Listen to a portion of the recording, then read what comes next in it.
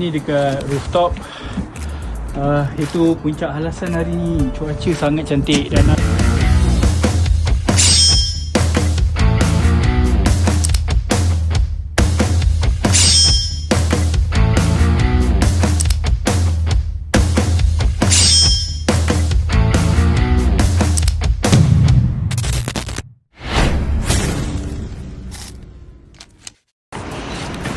kita on the way. Pagi ni kita mulakan dengan slow jog, jogging dulu.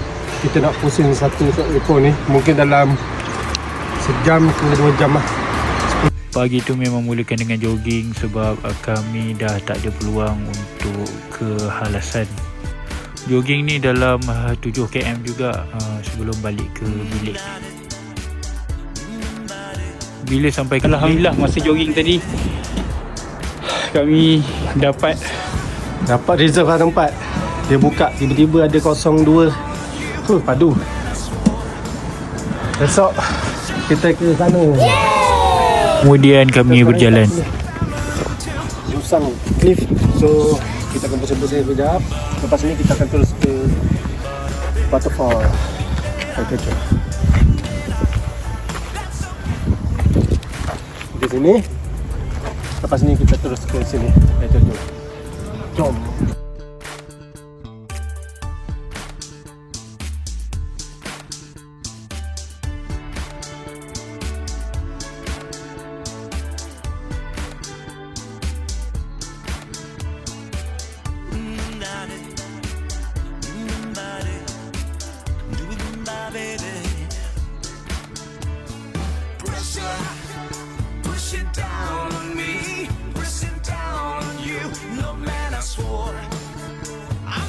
Lepas itu kami ke tempat seterusnya, air terjun.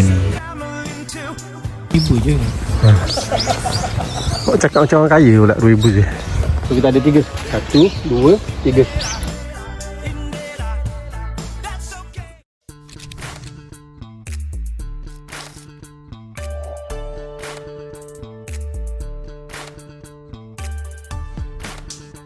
Kat mana kita? So, kita dah sampai kat waterfall yang kedua. Jauh nak kena turun bawah.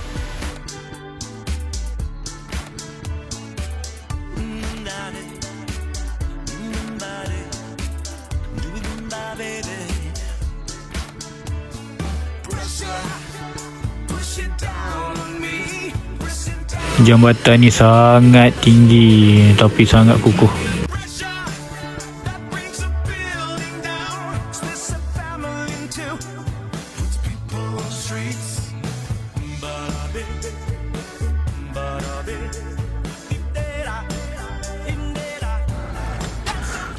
Okay, kiri out, kanan no way.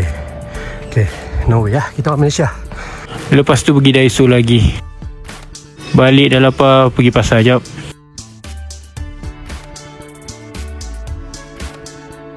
Buat benda? Beli ikan bosku. Beli ikan di soto. Bapak mahal. RM1. Makanan halal jauh. Next vlog.